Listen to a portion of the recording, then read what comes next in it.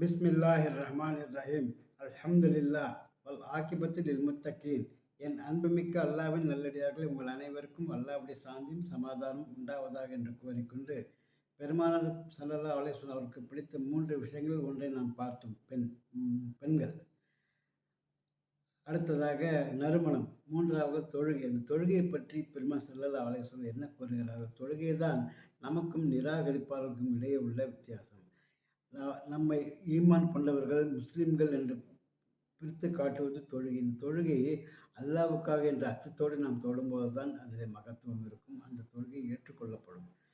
தொழுகையினால் நமக்கு உடல் நலங்களில் எவ்வளவு மேம்பாடு ஏற்படும்.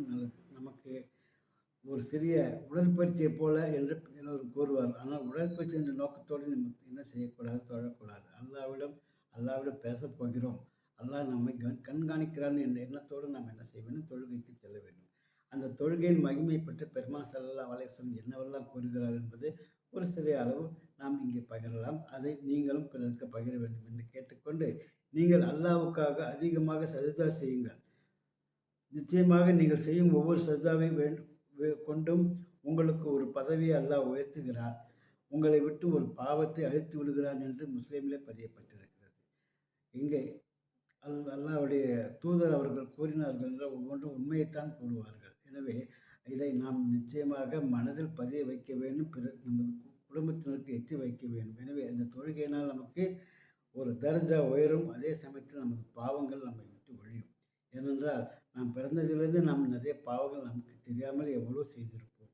அத்தகைய பாவங்களை நாம் நீக்குவதற்கு தொழுகை நமக்கு ஒரு கேடயமாக உதவும். எனவே இந்த தொழுகையை நீங்கள் எந்த காரணத்தை விட்டும் நீங்கள் விட்டு விடாதீர்கள். அதுவும் சிறப்பு வாய்ந்த தொழுகை என்றால் அல்லாஹ்வுக்காக என்று மட்டும், சிலருக்கு காண்பிப்பதற்காக என்பதில்லை, நமக்காக அல்லாஹ்வுக்காக என்று அங்கே சென்று அங்கே மற்ற சிந்தனைகள் எல்லாவற்றையும் விட்டுவிட்டு தொழுகையில் மட்டும் அல்லாஹ்வை மட்டும் நினைத்துக்கொண்டு நாம் என்ன செய்ய வேண்டும்? நீங்கள் குறைவாக ஓதித்திருந்தாலும் பரவாயில்லை. ஆனால் தூய உள்ளத்துடன் நீங்கள் இந்த மனதில் வைத்துக்கொள்ள அல்லாஹ் நம்மை கண்காணிக்கிறான் எண்ணத்துடன் நீங்கள் என்ன செய்யுங்கள்? தொழுங்கள்.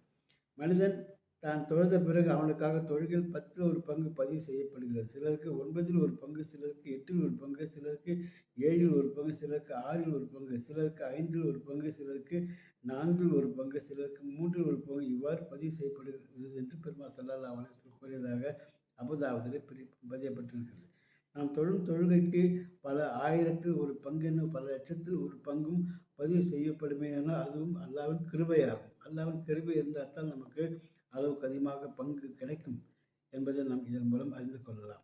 சில தொழுகைகள் பழைய துணியை போன்று சுருட்டி தொழுதவருடைய முகத்தில் வீசப்படும். ஏனென்றால் கவனக்குறைவான தொழுகை, பிறருக்காக பிரபல்யம் ஏற்பட வேண்டும் என்பதற்காக தொழுகை, பிறருக்கு காண்பிக்க வேண்டும் என்பதற்கான தொழுகை எல்லாம் இறைவனால் ஏற்றுக்கொள்ளப்படுவதில்லை. மாறாக சுருட்டி தொழுதவருடைய முகத்தில் வீசப்படும். பழைய துணி வீசுவது போல என்று கூறியிருக்கிறார்கள். எனவே இதை நன்றாக நினைவில் வைத்துக் கொள்ளுங்கள்.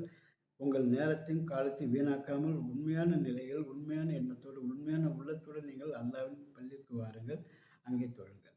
மேலும் தொழுகையாளிகள் வணக்க வழிபாடு நமது திறமை முழுவதையும் காட்டுவார்கள். இந்த விஷயத்தில் ஷைத்தான் தோல்வி அடைந்து விட்டார். இருப்பினும் முஸ்லிம்களிடையே பகைமை தீமை மூட்டுவதில் நம்பிக்கை இழக்கவில்லை என்று இந்த முஸ்லிமிலே பதியப்பட்டிருக்கிறது. கியாம நாளில் முதலாவதாக கேட்கப்படும் கேள்வி தொழுகையை பற்றியதாகும்.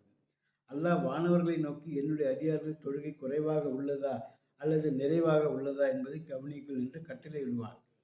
அது முழுமையாக இருந்தால் அது முழுமையானது என்று பதியப்படும். குறைவாக இருந்தால் குறைவென பதியப்படும். இம்மனிதனில் ஏதாவது நஃபில் தொழுகைகள் உள்ளதா என்று வானவர்களும் இறைவன் கேட்பான். நஃபீலான தொழுகை இருக்குமானால் அதனை கொண்டு பர்லுகளை நிறைவு செய்யப்படும். இவ்வாறே நஃபீலான தொழுகைகள், இவ்வாறே மற்ற செயல்கள் குறித்தும் கேள்விகள் கேட்கப்படும். எனவே நஃபீலான தொழுகைகள் நீங்கள் நிறைவேற்றுவதற்கு ஆர்வம் கொள்ளுங்கள். உங்கள் இமாம் ஜமாத்துடன் நீங்கள் தொழும் தொழுகை போக எத்தனையோ தொழுகைகளை நாம் தெரிந்தும் சரி தெரியாமலும் சரி விட்டிருக்கலாம். அவைகளை ஈடு செய்வதற்கு நஃபீலான தொழுகைகள் நமக்கு என்ன செய்யும்? ஈடு செய்யும். அவைகளை நாம் பள்ளியில் தொழுவது போக பள்ளியிலும் தொழலாம். நேரம் கிடைக்கும் போது தொழுவாத நேரங்கள் என்னென்ன என்பதை இன்ஷா அல்லாஹ் விரைவில் பதியிடுகிறது. அந்த நேரம் போக நீங்கள் பள்ளியிலும் செய்யலாம். மேலும் உங்கள் வீட்டிலும் இந்த நஃபீலான தொழுகைகளை அளவுக்கு அதிகமாக சும்மா ஏதாவது நேரத்தை பயன்படுத்தி போக்கிக் கொள்வதை தவிர்த்துவிட்டு இந்த செயலிலே ஈடுபடுங்கள். நஃபீலான தொழுகை தொழுவது நமது விட்டு போன தொழுகைகளை விடுபடாமல் செய்வதற்கு, அதை கணக்கில் கொள்வதற்கு மிகவும் நஃபிலான தொழுகை நமக்கு மிகவும் உதவும் என்பது அபுதாவுதில் இவ்வாறு பதியப்பட்டிருக்கிறது. தொழுகைக்காக இக்காமத் சொல்லப்பட்டால் வானத்தில் வாசல்கள் திறக்கப்படும், பிரார்த்தனைகள் ஏற்றுக்கொள்ளப்படும் என்று அஹ்மதில் என்ற நூலிலே பதியப்பட்டிருக்கிறது. எனவே தொழுகையின் முன் வரிசையின் சிறப்பை நீங்கள் அறிந்தால் நிச்சயமாக நீங்கள் அதற்காக சீட்டு குலுக்கி முந்திக் கொள்வீர்கள் என்று முஸ்லீம் என்ற நூலிலே பதியப்பட்டிருக்கிறது. முன் வரிசையின் சிறப்பை நாம் ஏற்கனவே கூறியிருக்கிறேன். ஒரு சோனவாதியாக சிறந்த அமலை நாம் செய்ய வேண்டுமென்றால் மோத்தினாக ஆகிவிடுங்கள். இல்லை என்றால் இமாமாக அதுவும் முடியவில்லையா, இமாம் ஜமாத் பாங்கு சொல்வதற்கு முன்பே சென்று மிகவும் வலதுபுறத்தில் முன் சப்பில் நின்று கொள்வதற்கு தயாராகுங்கள். அது சிறந்த அமல் என்று ஏற்கனவே பதியப்பட்டிருக்கிறேன். அதுபோலவே இங்கே பெருமாள் ஸல்லல்லாஹு அலைஹி வஸல்லம் அவர்கள் முஸ்லீம் என்ற நூலிலே பதிவிட்டிருக்கிறார்கள். தொழுபவர் அல்லாஹ்விடம் நேரடியாக பேசுகின்றார். அந்த எண்ணத்தோடு நாம் செல்ல வேண்டும். முக்கியமாக சஜிதாவிலே நாம் அல்லாஹ்வோடு நாம் நிறைய பேசலாம். எனவே சஜிதாவில் நேரம் நிறைய எடுத்துக்கொள்ளுங்கள். நீங்கள் சுன்னத்தான தொழுகையில் செய்யும்போதும் சரி, நஃபீலான வணக்கங்கள் ஈடுபடும்போதும் சரி, சஜிதா அதிகம் செய்யுங்கள். அல்லாஹ்விடம் நேரடியாக பேசுங்கள். வேண்டியதை நீங்கள் கேட்டு பெறுங்கள். அங்கே தான் நீங்கள் உங்கள் துவாவை நிறைய கபூலாக்க வேண்டும். எண்ணத்தில் நீங்கள் அல்லாஹ்விடம் கேட்டு பெற வேண்டும். இக்காமத்தை நீங்கள் செவியுற்றால் தொழுவதற்கு நடந்து வாருங்கள். நிதானத்தையும் அமைதியையும் மேற்கொள்ளுங்கள். ஓடி வராதீர்கள். ஜமாத்தில் பெற்றுக்கொண்ட அளவு பொழுது தொழுது கொள்ளுங்கள் என்பதாக கூறியிருக்கிறார். எனவே வேகமாக வர வேண்டிய அவசியம் இல்லை. சாதாரணமாக மிக அழகான முறையில் நீங்கள் என்ன செய்யுங்கள், தொழுகையில் கலந்து கொள்ள மீதமுள்ள நீங்கள் அது ஜமாத் முடிந்து விட்டாலும் நீங்கள் முழுமைப்படுத்திக் கொள்ளுங்கள் என்பதாக இந்த புகாரி முஸ்லீம் இந்த இரு நூலிலும் பெருமாள் ஸல்லல்லாஹு அலைஹி வஸல்லம் அவர்கள் நமக்கு கற்றுத் தந்திருக்கிறார்கள்.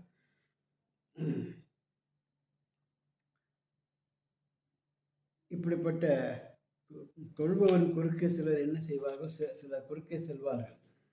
அதனால் தனக்கு ஏற்படும் பாவத்தை பற்றி அறிந்திருந்தால் தொழுபவர் குறுக்கே செல்வதற்கு பதிலாக 40 நாட்கள் நின்று கொண்டிருப்பது அவருக்கு சிறந்ததாக தோன்றும் என்று புகாரி ஷரீஃபிலே கூறியிருக்கிறார். எனவே அதுபோல குறுக்கே செல்வதற்கு நாம் என்ன செய்ய வேண்டும், நம்மை நாமே தவிர்த்து கொள்ள வேண்டும், கட்டுப்படுத்த வேண்டும். அதற்கு இந்த பதிவு நமக்கு மிகவும் துணையாக இருக்கும்.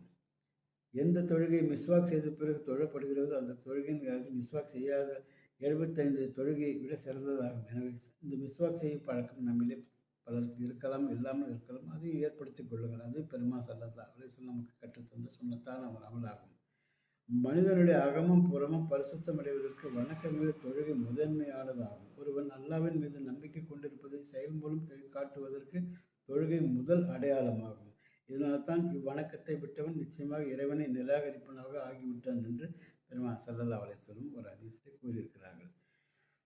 எனவே இப்படிப்பட்ட மேலான இந்த தொழுகையை, இந்த சிறப்பு வாய்ந்த தொழுகையை நாம் என்ன செய்ய வேண்டும், சிறிதும் தவிர்த்து விடக்கூடாது.